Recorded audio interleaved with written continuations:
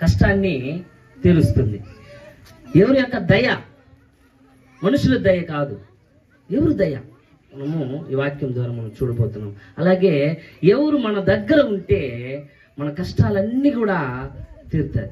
ఎవరు మన దగ్గర ఉంటే కష్టాలు తీరుతాయి? మన బంధువులు ఉంటే తీరుతాయా? మన స్నేహితులు ఉంటే తీరుతాయా? ఇంకా ఎన్నో విధాలుగా మన బంధుమిత్రులు ఉంటే తీరుతాయా? ఇంకా ఎవరు మన దగ్గర ఉంటే మన యొక్క కష్టాలు తీరుతాయి అనేది చూడబోతున్నాం. అలాగే విశ్వాసం మనలో ఉంటే మనము ఏ కార్యాలన్నా కూడా జయప్రదంగా జరిగించవచ్చు అనేది మన వాక్యం ద్వారా చూడబోతున్నాం. అలాగే ప్రార్థన వల్ల మనకు లాభాలు ఏంటి అనేది మనము చూడబోతున్నాం. 4 పాయింట్ నాకు దేవుడు ఇచ్చినటువంటి అవకాశం నేను సద్వినియోగం చేసుకుంటూ ఈ యొక్క వాక్యాన్ని నేను ముగిస్తాను. చిన్న ప్రార్థన చేసుకుందాం. అందరూ కళ్ళు మూసుకొని ప్రార్థన చేసుకుందాం. మమ్మల్ని మహా ప్రేమిస్తున్న మా ప్రియ తండ్రి యేసయ్య, మీకు వందనాలు, స్తోత్రాలనైనా. యేసయ్య యొక్క ఈరోజు ప్రభువా ఈ యొక్క గ్రామంలో వచ్చి నేను వాక్యాన్ని చెప్పడానికి తండ్రి నన్ను ఏర్పరిచినందుకు వందనాలు, స్తోత్రాలు ప్రభువా. యేసయ్య ఈ రోజునైనా యేసయ్య నేను చెప్పే ప్రతి ఒక్క మాట ప్రభువా మీ మాటగా ఉండులాగున ప్రభువా నన్ను ఆయత్తపరిచి సిద్ధపరిచి నన్ను తీసుకొచ్చినందుకు వందనాలు. మీకే ప్రతి ఒక్కటిని సమర్పిస్తూ ఈ 4 పాయింట్ చెప్పేటప్పుడు ఏ తడబాటు లేకుండా ప్రతి ఒక్కరు కూడా విని ప్రభువా దాని ప్రకారం నడుచుకునేలాగున యేసయ్య నేను ప్రార్థన చేస్తున్నా. మీరే ఘనమైన కార్యాలు జరిగించమని మా ప్రియుడు రక్షకుడైన యేసుక్రీస్తు నామమున అడిగి వేడుకొంచున్నాము తండ్రి. ఆమేన్, ఆమేన్, ఆమేన్. ఓకే, అందరూ ప్రైజ్ లార్డ్. ఓకే, హల్లెలూయా. ఓకే, దేవునికి మహిమ కలుగును గాక. నేను యేసయ్య గురించి చెప్పబోయే విషయం ఏంటి అని అంటే ప్రియులారా, మన యేసయ్య మాత్రమే మన బాధలను కష్టాలను తీర్చే దేవుడుగా ఉంటున్నాడు అని మనము తెలుసుకోబోతున్నాం. కీర్తనలు రాసిన పత్రిక, కీర్తన గ్రంథము 34:22.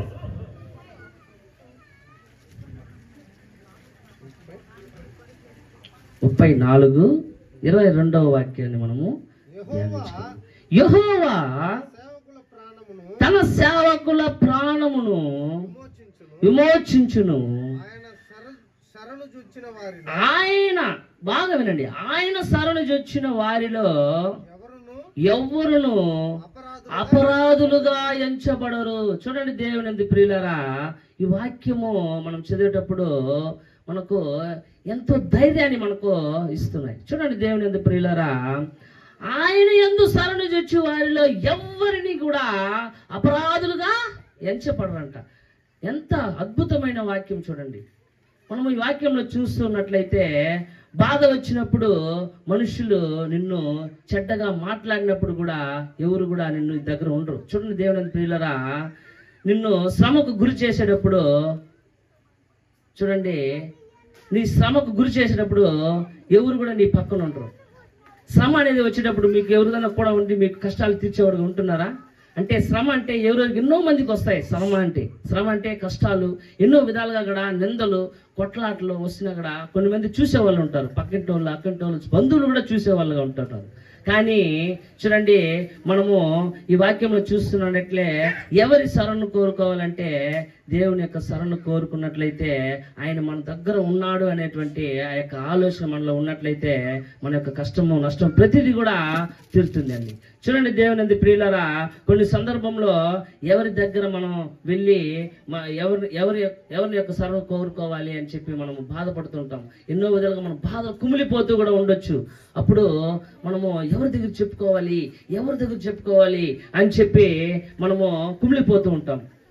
ఎవరు మన బాధ కష్టాన్ని ఎవరు వింటారు అని చెప్పి బాధపడుతూ ఉంటారు. మీరు అనుకోవాలి దేవుని శరణు కోరుకోవాలనేది వాక్యంలో సెలవిస్తున్నారు. దేవుని ప్రియులారా, ఆయన యొక్క శరణు కోరుకోండి. దేవుని యందు ప్రార్థన చేయండి. ప్రార్థన చేసినట్లయితే యేసయ్య దగ్గర మీ యొక్క కష్టాలు నష్టాలు ప్రతిదీ కూడా మీరు యేసయ్యకి తెలియజేసినట్లయితే యేసయ్య మీకు ప్రతిదీ కూడా తీర్చే దేవుడుగా ఉంటున్నాడు. దేవుని ప్రియులారా, చూడండి, ఇంకా చెప్పాలంటే కూడా రెండో విషయంలో నేను రెండో పాయింట్ ఏం చెప్పదలుచుకున్నానంటే ఎవరు మన దగ్గర ఉంటే మన కష్టాలు తీరుతాయి అనేది మనం చూడబోతున్నాం. మొదటిసారిగా ఏం చూసాం? ఎవరు మన దయకు మనము శరణు కోరుకోవాలి. ఎవరి యొక్క దయ శరణు మనం కోరుకున్నట్లయితే మన కష్టాలు తీరుతుంది అనేది మనము చూసాం. రెండవదిగా మన దగ్గర ఉంటే మన దగ్గర ఎవరు ఉంటే మన కష్టాలు తీరుతుందని మనము చూడబోతున్నాం. చూడండి దేవునందు ప్రియులరా, ద్వితీయోపదేశ కాండము 4:7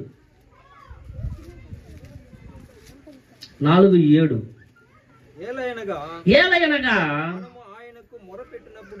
మనము ఆయనకు మొరపెట్టినప్పుడల్లా మన దేవుడైన యెహోవా మనకు సమీపముగా ఉన్నట్టు మరి ఏ గొప్ప జనమునకు ఏ దేవుడు సమీపముగా ఉన్నాడు అని వాక్యం చదివిస్తున్నాయి.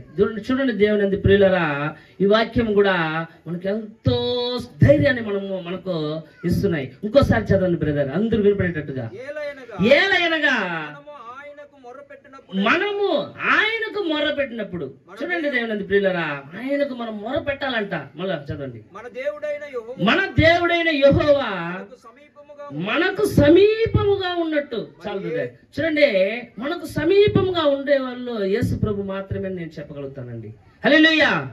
మనకు సమీపముగా ఉండేది యేసు ప్రభు వారే అని చెప్పి మనం అనుకోవాలి. చూడండి దేవుని ప్రియులారా, ఈ వాక్యం కూడా మనకు ఎంతో ధైర్యాన్ని ఇస్తుందండి.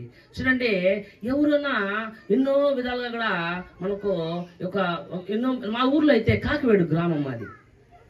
మా గ్రామంలో ఒక 500 ఇళ్ళు కాలనీలో ఉంటున్నాయి. మా అడవి అనేది ఉన్నాయి కదా, అడవి తెలుసు మీకు. ఆ అడవి దగ్గర ఒక 3 ఇళ్ళు ఉంటున్నాయి. ఆ అడవి దాటుకుని కొంచెం దూరం పోతే కూడా ఒకే ఇల్లు, లాస్ట్లో వంటిల్లు అనమాట, అది ఒక ఇల్లు ఉంటున్నాయి. నేను ఆడికి ఒకసారి పోయి ఉన్నాను. చూడండి దేవుని ప్రియులారా, మన గ్రామంలో పక్కల్లో అక్కళ్ళు అందరూ ఉన్నారు, పక్కింటి వాళ్ళు అందరూ ఉన్నారు. ఏదైనా కష్టం ఉంటే కూడా అటు చూస్తారు. ఏదో ప్రెగ్నెన్సీగా ఉంటే కూడా మన భార్య ఉన్నా కూడా వాళ్ళు చూసుకోవడానికి ఒక అవకాశం ఉంటున్నాయి. కానీ ఆ యొక్క అడవిలో వంటింట్లో ఉండారే, వాళ్ళని ఎవరు చూసుకుంటారు అని చెప్పి నేను ఒకసారి ఆలోచించేవాడు అనమాట. అప్పుడు ఈ వాక్యము ఆ రోజే నేను ఆదివారం వస్తే నేను చర్చికి పోయినప్పుడు ఈ వాక్యం నాకు కరెక్ట్గా అయ్యగారు బోధిస్తూ ఉండగా నేను అది గుర్తుకొచ్చింది. చూడండి, ఎవరు మన సమీపముగా ఉన్నట్లయితే, ఆయన సమీపంగా మనకు ఉన్నట్లయితే మన కష్టాలన్నీ కూడా తీరుతుందని వాక్యం చెప్తున్నాయి. చూడండి దేవుని ప్రియులరా, ఆ ఒంటిండ్ల దగ్గర కూడా దేవుడు సమీపంగా ఉంటున్నాడు. వాళ్ళు కూడా ధైర్యంగా ఆడ ఉంటారంటే దేవుడు శరణు కోరుకుంటున్నారు. అలాగే ఆయన సమీపంగా ఉంటున్నాడు అనేది ఒక ధైర్యము వాళ్ళు ఉన్నాయి కాబట్టి వాళ్ళు ఆడ ఉంటున్నారు. వాళ్ళు వచ్చి అన్యులు కాదు, వాళ్ళు కూడా క్రైస్తవులే. హల్లెలూయా. వాళ్ళు కూడా క్రైస్తవులే. అందువల్ల వాళ్ళకి విశ్వాసం అనమాట, మనకి ఏం కాదు, దేవుడు మన సమీపంగా ఉంటున్నారు అనే ఒక ధ్యాసతో ఆడవాళ్ళు బ్రతుకుతూ ఉన్నారు. చూడండి దేవుని ప్రియులారా, మనము కూడా అలాగా దేవుడు మన సమీపంగా ఉంటున్నాడు అని చెప్పి మనం కూడా ధైర్యంతో జీవించాలండి, జీవించాలి. చూడండి, అలాగా ఈ వాక్యము కూడా మనకు ఒక ధైర్యాన్ని ఇచ్చే వాక్యముగా మనము చూస్తూ ఉన్నాం. ఇంకా చెప్పాలంటే మూడవదిగా విశ్వాసం గురించి నేను మీకు చెప్పదలుచుకుంటున్నాను ప్రియులరా. చూడండి, విశ్వాసం అంటే దేవుని ప్రియులరా, ఎన్నో విధాలుగా కూడా మనము అవిశ్వాసంతో బ్రతుకుతూ ఉంటున్నాం. చూడండి, అవిశ్వాసం అంటే జరుగుతుందో జరగదో అంటే ఒక ప్రార్థన చేస్తాం. ఎలా చేస్తాము? యేసయ్యా, ఈ కష్టాలు అన్నీ కూడా తీరాల ప్రభువా అని చెప్పి మనం ప్రార్థన చేస్తూ ఉంటాము. కొన్ని మంది అవిశ్వాసంతో కూడా చేస్తూ ఉంటారు. అలాంటి ప్రార్థన దేవుడు ఆలకించడు. ఆవగించేంత విశ్వాసం నీలో ఉన్నట్లయితే దేవుడు మహిమైన కార్యాలు జరిగిస్తాడు. హల్లెలూయా. చూడండి, అలాగా విశ్వాసం అనేది మనము ముఖ్యంగా చూడాలి ప్రియులారా. హెబ్రీయులకు రాసిన పత్రిక చదవండి. హెబ్రీయులు రాసిన పత్రిక 11వ అధ్యాయము 6 చదివినట్లయితే, విశ్వాసము లేకుండా దేవునికి ఇష్టుడైండుట అసాధ్యమని వాక్యము మనం చూస్తున్నాం. దేవుని ఎద్దుకు వచ్చువాడు ఆయన ఉన్నాడని, తను వెదకు వారికి ఫలము దయచేయువాడని నమ్మవలను కదా అని చెప్పి వాక్యంలో మనం చూస్తున్నాం. చూడండి దేవుని ప్రియులారా, విశ్వాసం లేకుండా దేవునికి ఇష్టుడుగా ఉండుట అసాధ్యమని వాక్యము సెలవిస్తున్నాయి. మనము విశ్వాసంతో ప్రార్థన చేయాలి. మనం విశ్వాసంతో ఆయన ముందుకు మనము వెళ్ళాలి. ప్రియులారా, చూడండి, ఈ వాక్యంలో ఒక చిన్న కథ మీకు చెప్తాను, బాగా వినండి. అన్న వీడియో పెట్టున్నాడు కాబట్టి కొంచెం జరుపుకుంటున్నా, చాలా సంతోషం. ఆమేన్, హల్లెలూయా. ఓకే, విశ్వాసం గురించి చిన్న ఒక కథ చెప్తా మీకు, బాగా వినండి, క్లుప్తంగా. నాకు తెలిసింది అంటే విశ్వాసం ఎలా ఉండాలనేది మనము ఈ కథ ద్వారా తెలుసుకోబోతున్నాం. ఒక గ్రామంలో ఒక చెరువు ఉండేదంట. ఆ చెరువులో విపరీతమైన చేపలు, చిన్న చేపలు, పెద్ద చేపలు ఎక్కువగా ఉండేదంట. ఆ యొక్క కుట్టలో, ఆ యొక్క పొలంలో, గుంటలో, ఆ గుంటలో ఎక్కువ చేపలు ఉంటూ ఉండగా, ఆ చేపలు పెట్టి ఆయన గ్రామంలో ఉంటూ ఉండగా ప్రతి ఒక్క రోజు పోయి ఆ యొక్క చేపల్ని పట్టుకొని వచ్చి తింటూ ఉంటానంట. చూడండి దేవుని ప్రియులారా, అలాగా ఆ చేపల్ని ప్రతిరోజు తీసుకొచ్చి తింటూ ఉండగా కొన్ని రోజుల తర్వాత ఆ యొక్క కుట్టలో చేపలు తగ్గుతూ వచ్చిందంట. చూడండి దేవుని ప్రియులారా, ఆ యొక్క కుట్టలు తగ్గుతూ వచ్చే కొద్దికి లాస్ట్గా 2 చేపలు మాత్రమే ఆ యొక్క కుట్టలో ఉండిపోయినాయంట. ఆ 2 చేప ఏ చేప తెలుసా? ఒక ఆడ చేప, ఒక మగ చేప.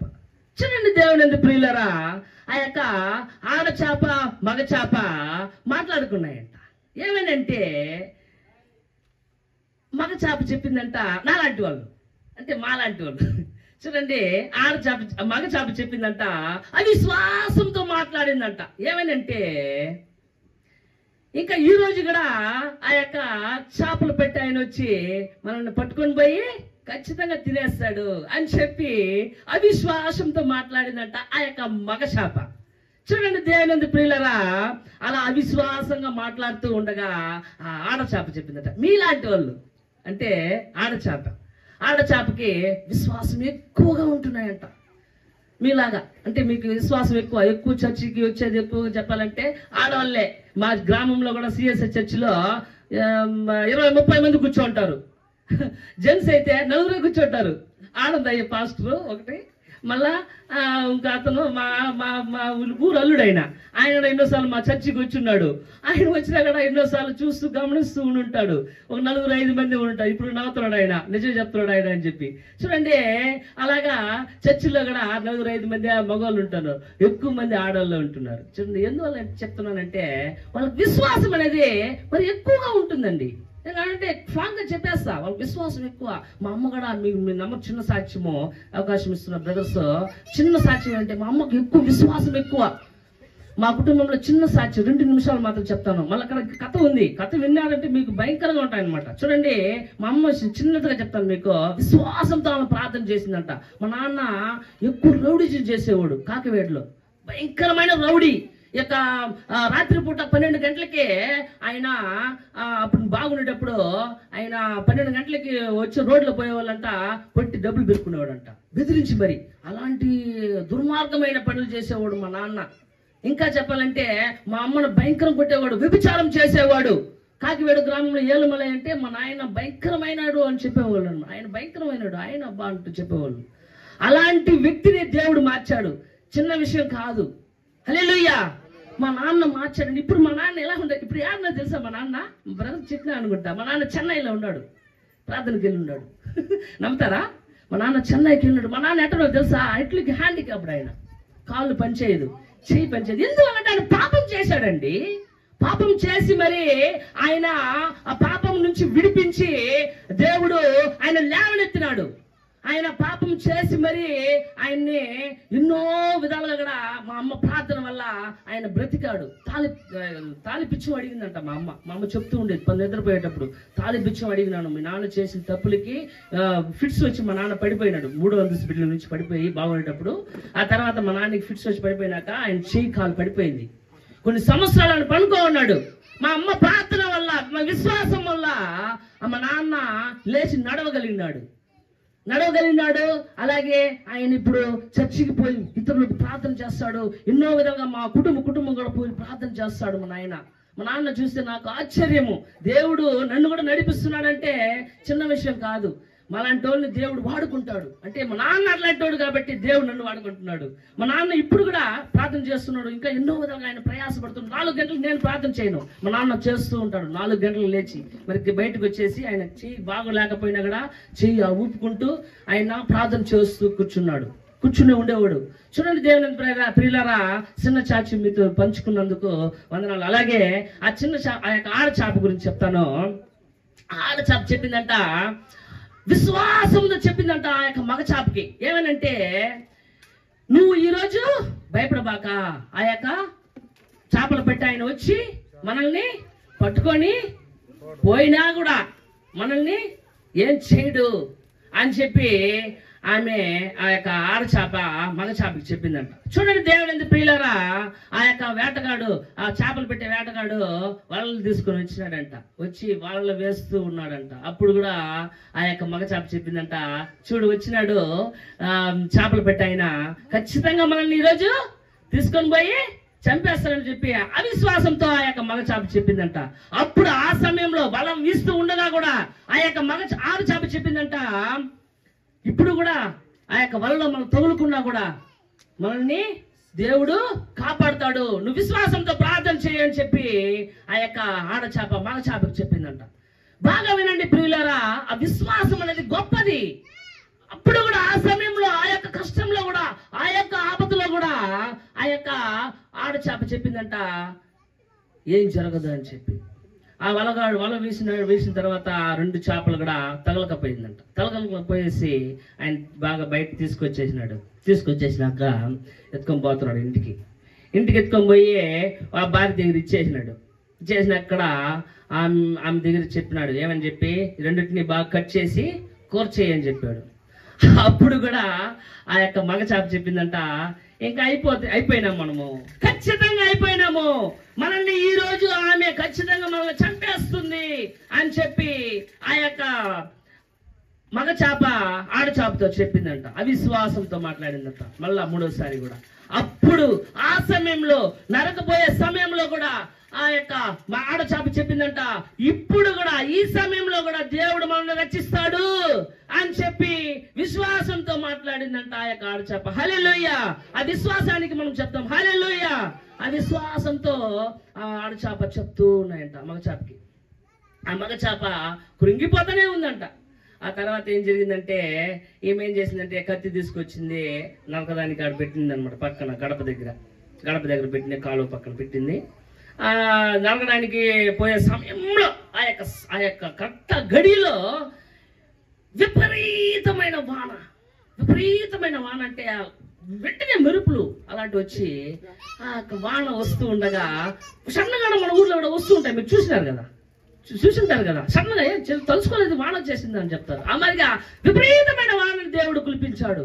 చూడండి దేవుని ప్రియులారా, వాన పడుతూ ఉండగా ఆమె ఏం చేసిందంటే, మిద్ది పైన గుడ్లు ఆరేసి ఉండాను అని చెప్పి వాళ్ళ భర్తతో చెప్పేసి, చూస్తా ఉండు, నేను పైన పోయి ఆ యొక్క గుడ్లన్నీ కూడా తీసుకొచ్చి పెట్టేసి కట్ చేసి నీకు కూర చేస్తా అని చెప్పి పరిగెత్తుకొని బెట్ల మీద ఎక్కి పైకి పోయిందంట. పోయిన తర్వాత ఈ యొక్క మగచాప ఆడచాప 2 కూడా సంతోషంగా ఏం చేసిందంటే, ఆ యొక్క కాలులో నీళ్లు పోతూ ఉండగా వాన వచ్చినాక అట్టే దూకి చెరువులో పోయి చేరిపోయింది. హల్లెలూయా! చూడండి, ఆ విశ్వాసము గొప్పదండి. అప్పుడు ఆ చెరువులో పోయి చేరిపోయినాక ఆ మగతాపతో చెప్పిందంట, విశ్వాసము మనల్ని కాపాడింది, దేవుడు మనల్ని కాపాడినాడు అని చెప్పి ఆ యొక్క ఆడచాప మగచాపతో చెప్పిందంట.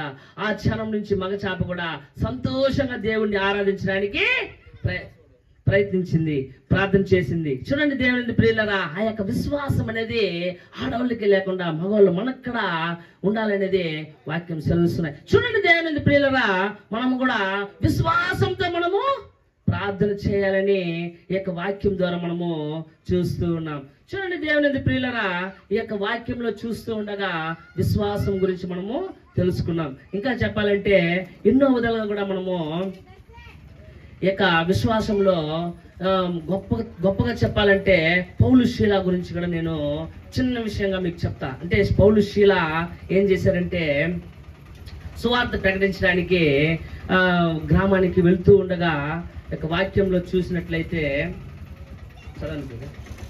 అపొస్తలుల కార్యము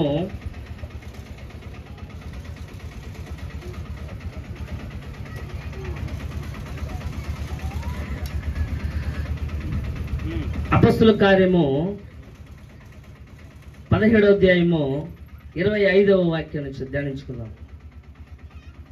ఆయన అందరికి నీ జీవమును కాదు 25 17 20 16 25 16 25 అయితే మధ్యరాత్రి వేళ పౌలును శీలయు దేవునికి ప్రార్థించుచు కీర్తనలు పాడుచుండిరి, ఖైదీలు వినుచుండిరి. అప్పుడు అకస్మాత్తుగా మహాభూకంపము కలిగెను, చెరసాల పునాదులు అదిరెను. వెంటనే తలుపులన్నీ కూడా తెరుచుకున్నంత. తర్వాత అందరి బంధకములు కూడా ఊడినాయంట. చూడండి దేవుని ప్రియులరా, ఈ యొక్క విశ్వాసంలో చూసినట్లయితే మనము గొప్పగా మనము చెప్పాలంటే అవిశ్వాసంతో ఉంటే మనము మన యొక్క ప్రార్థన దేవుడు ఆలకించడు. విశ్వాసంతో ప్రార్థన చేస్తే మన యొక్క ప్రార్థన ఆలకిస్తాడు. అలాగే ప్రార్థన అనేది ఎంత శక్తివంతమైనదని మనము ఈ వాక్యంలో చూసినట్లయితే అర్ధరాత్రి వేళలో పౌలును శీలను దేవుని ప్రార్థించారంట. చూడండి దేవుని ప్రియులారా, ఆ యొక్క పౌలు శీల గురించి చిన్నగా చెప్పాలంటే వాళ్ళు మాసిదోనియాకు వచ్చి మా ప్రార్థన చేయడానికి, వాళ్ళు సువార్త చేయడానికి వెళ్తూ ఉన్నప్పుడు వాళ్ళకి ఎన్నో ఆటంకాలు అడ్డుపడినాయంట.